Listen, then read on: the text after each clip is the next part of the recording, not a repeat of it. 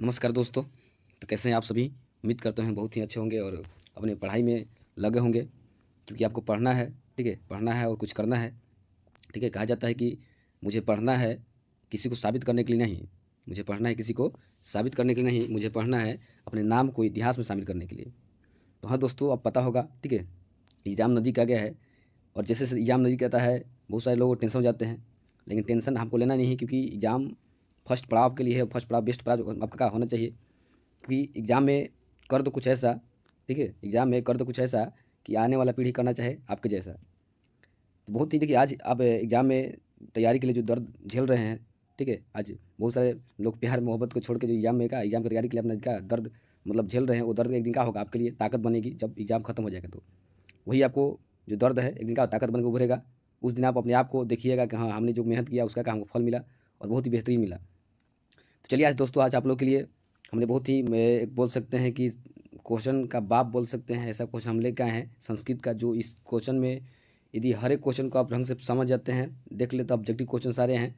इस क्वेश्चन में समझिए कि एक तरह से वायरल आपका है, समझिए बिहार बोर्ड का। समझिए इस क्वेश्चन ऐसे हैं, ये सारे क्वेश्चन आपको बोर्ड में सीधे लड़ेंगे। इसलिए क्वेश्चन को पढ़ना, हर चीज़ को समझना, ऑब्जेक्टिव को, ये ऑब्जेक्टिव ढंग से कर लेते हैं हम लोग। 100 ऑब्जेक्टिव हमने बनाया, संस्कृत का किताब का टोटल है। ये 100 ऑब्जेक्टिव यदि ढंग से कर लेते हैं तो आने वाला एग्जाम जो आपका होगा वो बहुत ही बेहतरीन जाएगा, बहुत ही अच्छे मार्क्स आपको आएंगे। इसलिए वीडियो में बने रहिएगा, समझते रहिएगा और अपने दोस्तों के साथ भी शेयर कीजिए ताकि वो भी देखें और समझे। तो चलिए हम शुरू करते हैं। आपका क्वेश्चन नंबर 1 से शुरू करते हैं। क्वेश्चन नंबर 1 दिया आपका, करे कि उपनिषद के रचनाकार कौन है? भाई, उपनिषद के रचनाकार कौन है? तो हम सबको पता है उपनिषद के रचनाकार कौन है। तो उपनिषद जो रचनाकार हो जाएंगे, कौन हो जाएंगे? ऑप्शन आपका पहला देखिए दिया है महात्मा विदुर, दूसरा दिया है महर्षि वाल्मीकि, तीसरा दिया है महर्षि वेद व्यास। तो जो इसका तीसरा ऑप्शन है वही क्या होगा? सटीक आंसर होगा। कौन सा होगा? महर्षि वेद व्यास हो जाएंगे। आगे बढ़ते हैं दोस्तों। अगला है कि मंगलम पाठ में कितने मंत्र संकलित है? ठीक है, मंगलम पाठ में कितने मंत्र संकलित है? तो मंगलम पाठ आप पढ़े होंगे यदि, तो उसमें कितने मंत्र संकलित है आपको पता होगा। कितना होगा? 5। ऑप्शन सी होगा। तो ये सब क्वेश्चन देखिए, ऐसे क्वेश्चन जो बार बार रिपीट किया गया है और आएगा भी, ऐसा नहीं कि नहीं आएगा, आएगा भी क्वेश्चन आपका। इसलिए इस तरह क्वेश्चन हम बनाए हैं। 3 कहता है कि अणु से छोटा कौन है? भाई, तो अणु से छोटा कौन है? तो इसका आप पढ़ोगे ऑप्शन, इसका क्या होगा? इसका ऑप्शन होगा बी, आत्मा। आत्मा जो है ना, अणु से भी क्या है? छोटा है एकदम। 4 में आता, 4 करें उपनिषद ना, उपनिषदों की संख्या कितनी है? तो उपनिषद की बात करें तो उपनिषद की जो संख्या होता है कितना होता है? तो आपका कितना होता है? 108 होते हैं। ऑप्शन बी हो जाएगा। देखिए, उपनिषद की बात करें, उपनिषद किससे कहते हैं? तो याद रखना, उप मतलब क्या होता है? गुरु, निषद मतलब निकट। मैंने कहा जाता है कि गुरु के निकट जो बैठ के हम ज्ञान प्राप्त, उसको उपनिषद कहते हैं, जिसकी संख्या कितना होता है? 108 होता है। बड़ा शानदार क्वेश्चन है। नंबर 5 की ओर हम बढ़ते हैं। 5 करें कि सत्य का मुख किससे ढका हुआ है? तो वही सत्य का मुख, ठीक, किससे ढका हुआ है? पहला ऑप्शन दिया तांबा, बी में दिया है चांदी, सी में दिया लोहा और डी में दिया है, ठीक है, हिरण्य पात्र। तो हिरण्य मतलब क्या? सोने के पात्र। तो इसका ऑप्शन क्या होना चाहिए? डी होना चाहिए, हिरण्य पात्र से। 6 कहता है कि बहती हुई नदियाँ कहाँ मिलती है? तो बहती हुई नदी कहाँ मिलती है? भाई सबको पता है, पाठ में भी आपको जुड़ा हुआ है। तो कहाँ मिलती है? समुद्र में मिलती है। कहाँ मिलती है? समुद्र में मिलती है। Option C. 7 कहता है कि यूनान के राजदूत कौन था? तो यूनान के जो राजदूत थे वो ऑप्शन ए होगा, मेगास्थनीज। कौन थे? मेगास्थनीज थे। नंबर 8 कहता है कि पाटलिपुत्र का नामांतरण क्या है? भाई नामों में अंतर चेंज करके क्या रखा गया था? तो इसका ऑप्शन देखते हैं। ऑप्शन जो डी आपका है यही का होगा। भाई इसका नाम जो है कुसुमपुरम और पुष्पपुरम भी कहा जाए। आपका साहित्य में ना, जो पुराना साहित्य है हो गया आपका, उसमें पुराण होगा ना, पुराण जो साहित्य, उसमें बताया गया है कि भाई पटना का जो नाम था वो पुराण में क्या दिया गया था? कुसुमपुरम और पुष्पपुरम कराया गया था। तो दोनों का अर्थ का फूल, क्योंकि फूलों को बता दूँ वहाँ पर ज़्यादा होता था, इसलिए कुसुमपुरम और पुष्पपुरम कहा जाता था। पुष्पपुरम और कुसुमपुरम। नंबर 9 कहता है कि कुटनीमता के एक रचनाकार कौन है? तो कुटनीमता के रचनाकार कौन है? इसका ऑप्शन क्या होगा? बी होगा। कौन होगा? बी। देखो याद रखना है ना, तो याद कर सकते बी। देखिए दामाद, दामोदर मतलब दामाद लिखो, दामाद कुटनी मतलब कूट दो, दामाद क्या करो? कूट दो। ये आपको याद रखिए, बड़ी क्वेश्चन शानदार है। दामाद को कूट को क्या याद कर सकते हैं कि कुटनीमता के रचनाकार कौन है? दामोदर गुप्त है। नंबर 10 में आते हैं। 10 कहते हैं सिखों के 10वें गुरु कौन थे? तो भाई सिखों के 10वें गुरु सबके पहले आपको सबको पता है कौन थे? गुरु गोविंद सिंह। ऑप्शन ए हो जाएगा। 11 का पाटलिपुत्र का बुद्ध काल का नाम क्या था? जिस समय बुद्ध काल थे, बुद्ध ना, बुद्ध जी पटना में थे, उस समय बुद्ध का नाम, मैंने पटना का नाम क्या था? तो पटना का नाम क्या था आपका? ऑप्शन क्या होगा? सी, पाटलिग्राम नाम था। क्या था? पाटलिग्राम। नंबर 12 बड़ा बेहतरीन क्वेश्चन आपका, ये क्वेश्चन देखिए ऐसे नहीं, क्वेश्चन हमने जो भाई कहा जाता है कि जो शिक्षक जो क्वेश्चन बनाते हैं जाकर बोर्ड में, उनसे हमने बहुत सारे राय लिया कि इस प्रकार क्वेश्चन हमने बनाया है, शैली क्या है, वो सारी चीज़ हम क्वेश्चनों का किया, इसमें आप उधारे हैं, इसलिए आपके लिए क्वेश्चन बहुत ही बेहतरीन है। हर एक क्वेश्चन को देखिएगा, समझिएगा। अगर है कि पाटलिपुत्र का इतिहास कितना वर्ष पुराना है, तो बात करें पटना के इतिहास का पुराना कितना है, तो आपका ऑप्शन ये होगा 2500 वर्ष का है, पुराना है पटना का इतिहास। नंबर 13 का पटना शब्द किस शब्द से उत्पत्ति हुआ है, पटना का शब्द जो है ना किस शब्द से का उत्पत्ति हुआ है, तो इसका ऑप्शन का होगा पटना का से होगा आपका, ठीक है। तो आपको याद रखिएगा, सबसे पहले ऑप्शन दिया आपका एक, देखिए इसका अंदर जो आपको कहा जाता है पतन शब्द से उत्पन्न किससे होगा है, पतनाथ, मतलब बोल सकते हैं पतनाथ होगा, क्या होगा पतनाथ, मतलब पतन से मतलब भाई उसे क्या होगा निकला हुआ है, ठीक है, अलग हुआ है एक तरह से, तो क्या होगा पतनाथ हो जाएगा, ऑप्शन का हो जाएगा सी हो जाएगा। 14 का नगर की पालिका देवी कौन है, तो भाई नगर की पालिका देवी कौन है, तो उस पाठ में दिया गया कि पालिका देवी कौन है, तो भाई पटना नगर की बात करें कि पटना नगर की जो पालिका देवी कौन है, तो ऑप्शन सी होगा पटन देवी। 15 आते हैं, 15 का गांधी सेतु पुल कहाँ अवस्थित है भाई, तो गांधी सेतु पुल आपको पता है कहाँ अवस्थित है, तो पटना में, कहाँ पे, पटना मतलब पाटलिपुत्र में। नंबर 16 का आता है कि अलस कथा कहाँ से संकलित है, अलस कथा कहाँ से संकलित है, तो इसका ऑप्शन क्या होगा, ऑप्शन होगा बी पुरुष परीक्षा। इसमें अलस कथा में पुरुष को का परीक्षा की, जिसमें 4 आलसी होता है, आपको पता होगा, पढ़े होंगे तो। 17 में कहता है कि वीरेश्वर नाम का मंत्री कहाँ रहता था, तो वीरेश्वर नाम का जो मंत्री कहाँ पर रहता था, तो इसका ऑप्शन क्या होगा, ऑप्शन होगा बी मिथिला में, कहाँ रहता था, मिथिला में रहता था। आगे हम देखते हैं 18 नंबर, 18 का कि आलसी पुरुष कितने थे, तो जो आलसियों की संख्या था वो कितना था आपका 4 था, ऑप्शन सी हो जाएगा। 19 नंबर देखो, 19 नंबर कहता है कि मैथिली कवि कौन था, मैथिली कवि बात करते हैं तो मैथिली कवि कौन थे, तो ये पता होगा आप लोग को मैथिली कवि कौन थे, तो इसका ऑप्शन क्या हो जाएगा, ऑप्शन हो जाएगा बी, ठीक है, कालिदास थे मैथिली कवि। आगे देखते हैं हम लोग 20 नंबर पाते, 20 नंबर कहता है आपका, 20 नंबर क्या कहता है कि अलस कथा, ठीक है, अलस कथा पाठ के लेखक कौन है भाई, तो अलस कथा पाठ के जो लेखक है वो कौन है, आपके ऑप्शन का होगा सी हो जाएगा, सॉरी सी नहीं होगा, क्या हो जाएगा, ऑप्शन नंबर क्या हो जाएगा, ए हो जाएगा, विद्यापति। कौन है, विद्यापति हैं अलस कथा के पाठ के लेखक। 21 नंबर का, अलस कथा में आग क्यों लगाई गई, भाई अलस कथा में क्यों लगाई गई, क्योंकि देखिए बहुत सारे आलसी वहाँ पे भाई धूर्त मतलब कुछ बनावटी आलसी आ गए थे, उसके परीक्षण के लिए लगाया गया था। तो आलसियों के का परीक्षण के लिए क्या होगा था, मैंने कितना आलसी उसको जानने के लिए का सलाम का लगा आग लगाया गया था, सी बी हो जाएगा ऑप्शन।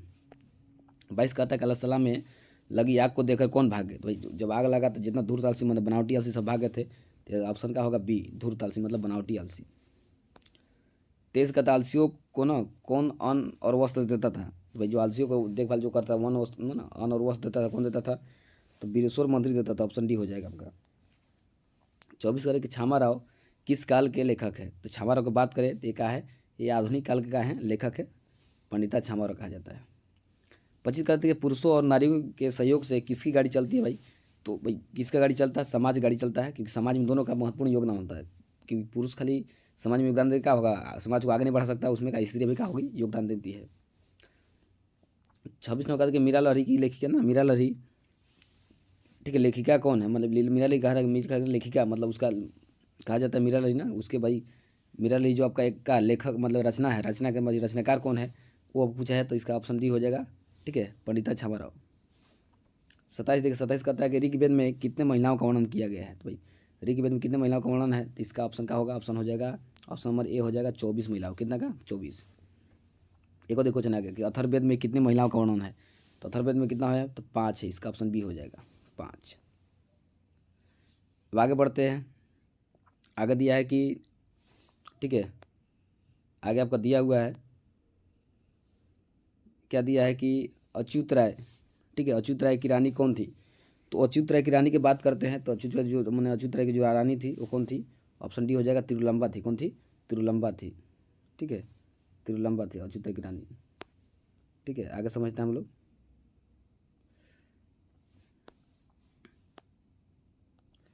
अगला देखते हैं, अगला कार्य आपका 30 नंबर कि जनक की ना, जनक की सभा में कार्यकुशल कौन थी, मतलब जो विदुषी थी वो बताना आपको, जनक सभा में जो भाई कार्य मतलब वहाँ पर बैठती थी जनक सभा में, तो इसका ऑप्शन क्या हो जाएगा, ऑप्शन हो जाएगा ऑप्शन नंबर, ठीक है, सी गार्गी थी, कौन थी, गार्गी थी, जो भाई जनक सभा में कार्यकुशल मतलब बैठती थी वहाँ पे वाद विवाद करती थी। 31 कहता है कि पुराण के रचनाकार कौन है, तो पुराण के रचनाकार के बारे में बात करते हैं। पुराण के रचनाकार हैं वो कौन है आपके पुराण के रचनाकार? तो इसका ऑप्शन क्या होगा? ऑप्शन आपको हो जाएगा एक तरह से महर्षि, ठीक है, महर्षि वेद व्यास हो जाएगा, महर्षि वेद व्यास। पुराण और उपनिषद रचनाकार से में वही हैं।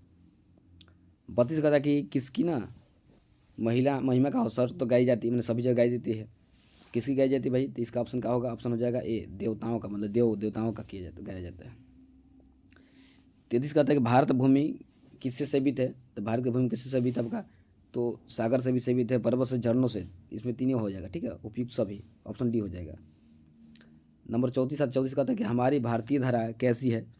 तो भाई भारतीय धारा कैसी है क्या है? ऑप्शन हो जाएगा डी हो जाएगा, पाठ के अनुसार का दिया है, विशाल है। कैसी है? विशाल, बहुत बड़ा है। 35 का था कि भारतीय संस्कार कितने भाई? तो पता होगा, जिसे 16 श्रृंगार होते हैं उस पर 16 का संस्कार भी होते हैं, तो इसका ऑप्शन क्या होगा? डी हो जाएगा, 16। अब 36 का था कि शिक्षा संबंधी कितने संस्कार है? तो शिक्षा संबंधी संस्कार के बारे में बात करें तो कितने हैं आपके? तो शिक्षा संबंधी जो संस्कार हैं वो कितना हो जाएंगे? इसका ऑप्शन क्या हो जाएगा? ऑप्शन हो जाएगा 5, ठीक है, सी ऑप्शन हो जाएगा। 37 दिया कि बचपन में कितने संस्कार है? बचपन में मतलब बचपन में क्या होगा भाई? जन्म के बाद, तो बचपन के बाद वही चीज़ वो आपका है, ठीक है। तो बचपन के बाद कितना है आपका? ये 6 है, ठीक है, जिसको हम शैशवा अवस्था का संस्कार बोलते हैं। 38 का अंत्येष्टि संस्कार कब होता है? अंत्येष्टि संस्कार मतलब अंत्येष्टि मतलब अंतिम संस्कार कब होता है भाई? मरने के उपरांत जब आदमी मर जाता है वहाँ पे क्या होता है? अंतिम संस्कार होता है, जाए जिसको हम अंत्येष्टि संस्कार कहते हैं। नंबर 39, अरे जन्म से पहले कितने संस्कार हैं? तो जन्म से पहले संस्कार बारे कितने हैं आपके?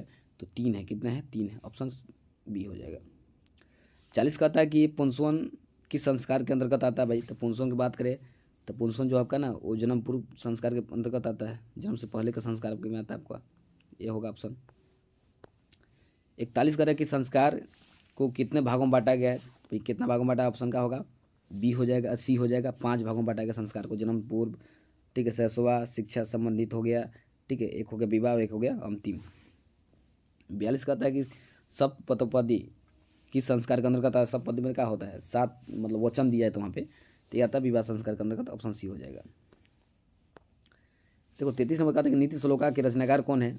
तो नीति श्लोक का रचनाकार कौन है भाई? नीति श्लोका महाभारत का ही अंग है, तो इसके रचनाकार है महात्मा विदुर। कौन है? महात्मा विदुर है, ऑप्शन ए हो जाएगा।